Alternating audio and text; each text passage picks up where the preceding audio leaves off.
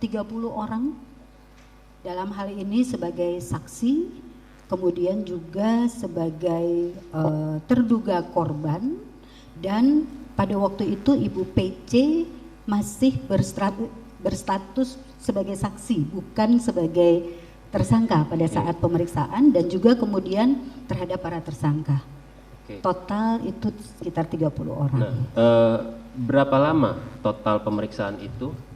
Kami lakukan di dalam tim, ada 12 orang dari anggota Asosiasi Psikologi Forensik Indonesia dalam Himpunan Psikologi Indonesia.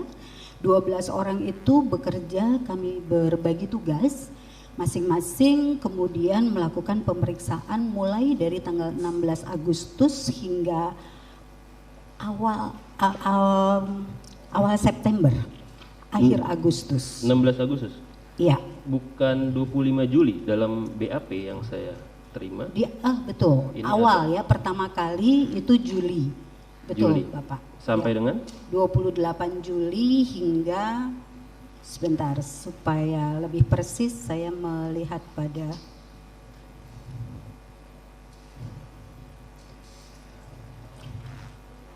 sampai 24 Agustus Bapak. Sampai 24 Agustus, oke. Ya. Fokus pemeriksaan itu apa yang memang maksud dan tujuan dari pemeriksaan itu sendiri? Ya, fokus adalah pada profil psikologis masing-masing pihak yang kemudian dikaitkan dengan perilaku yang terkait dengan perkara ini. Oke, metode pemeriksaan sendiri yang Ibu gunakan apa, Bu? Metode pemeriksaan kami menggunakan multi metode. Jadi bukan hanya satu metode. Yang pertama kami menggunakan rangkaian baterai tes. Jadi baterai tes itu berbagai alat tes psikologi untuk mengukur kepribadian. Kita tidak hanya menggunakan satu alat tes saja. Begitu juga untuk kecerdasan dan juga kondisi emosi psikososial dari para tersangka dan yang sekarang menjadi terdakwa. Untuk korban sendiri dalam artian kasus ini kan pembunuhan atau pembunuhan berencana. Korban dalam hari ini Joshua. Bagaimana cara menilainya? Untuk korban Joshua, kami menggunakan metode yang lazim digunakan di dalam psikologi, itu metode retrospektif. Jadi kami mencari data dari orang-orang signifikan, termasuk keluarga di Jambi, teman-teman dekatnya, teman-teman kerjanya semasa di Jambi, teman sekolahnya, dan juga teman-teman kerjanya di Jakarta. Oke, kalau tadi untuk yang para tersangka, Ibu kan menggunakan data-data secara langsung ya? Langsung, betul. Mungkin kalau penelitian ini bisa dikatakan data primer. Primer. Kalau misalkan untuk korban, data sekunder berarti kan? Betul. Nah, tingkat validitas atau probabilitasnya itu bagaimana? Sama nggak? Tergantung pada keragaman keterangan, kelengkapan keterangan yang kami dapatkan. Memang pada korban Joshua di sini ada keterbatasan data sehingga kami tidak bisa menyimpulkan secara detail dan lengkap pada beberapa aspeknya. Lalu bagaimana cara menutup informasi-informasi itu? Kami menyampaikan apa adanya pada saat ada data yang bisa dianalisis cukup dan mana data yang tidak cukup sehingga kita tidak mampu untuk menganalisis secara maksimal. Dalam BAP sudah kami sampaikan keterbatasan data pada data apa dan data mana yang kami bisa simpulkan. Artinya itu yang terbaik dari data yang memang sudah ada ya? Betul. Kalau misalkan ada data tambahan itu bisa saja berbeda simpulannya. Jika ada data tambahan kami akan menganalisis. Di sini kami menyatakan bahwa ada keterbatasan data sehingga tidak bisa dianalisis secara maksimal, tetapi ada beberapa data yang memang banyak keterkaitan di dalam sirkumstansial peristiwa ini, timeline dari peristiwa ini, dan itu cukup, ada yang bisa kami masukkan sebagai analisis. Membuka data. Jadi untuk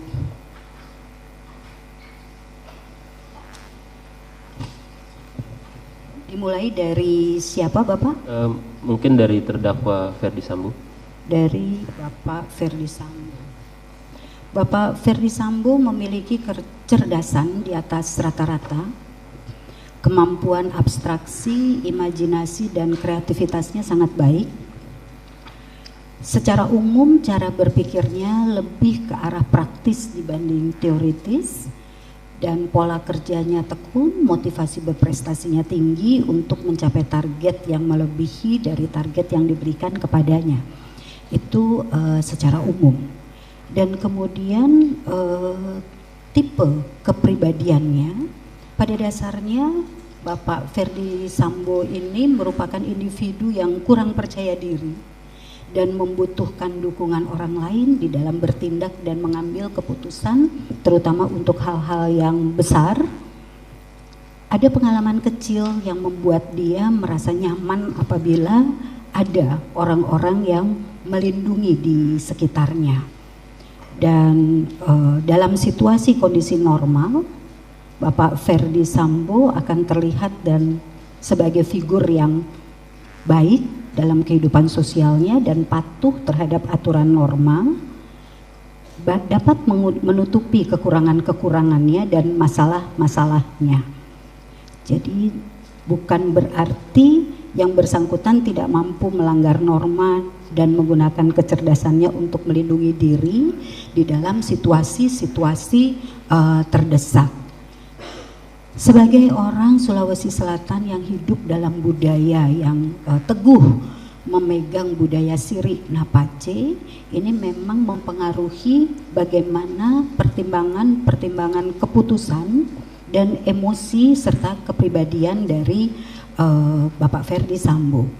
Jadi ada mudah self esteemnya, harga dirinya itu terganggu apabila dia kehormatannya itu terganggu seperti itu, dan kemudian dapat menjadi orang yang dikuasai emosi, tidak terkontrol, tidak dapat berpikir panjang terhadap tindakan yang dilakukan.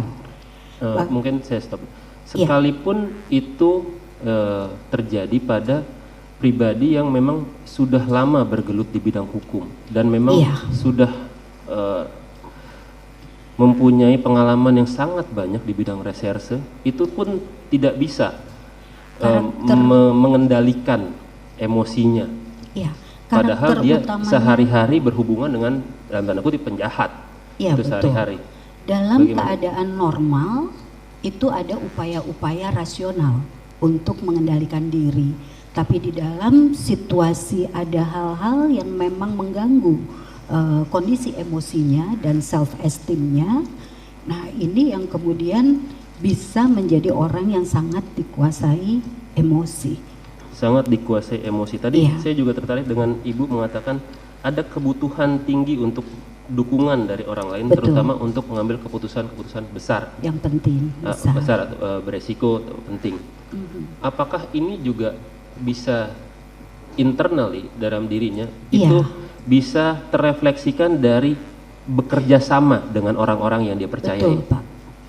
Betul, Bapak. Bisa ya? Seperti itu. Artinya bentuknya. Dia membutuhkan dukungan dan masukan dari orang-orang sekitarnya yang dia percaya untuk melakukan suatu keputusan besar. Yang besar, Bisa ya seperti itu? Bisa seperti itu. Baik.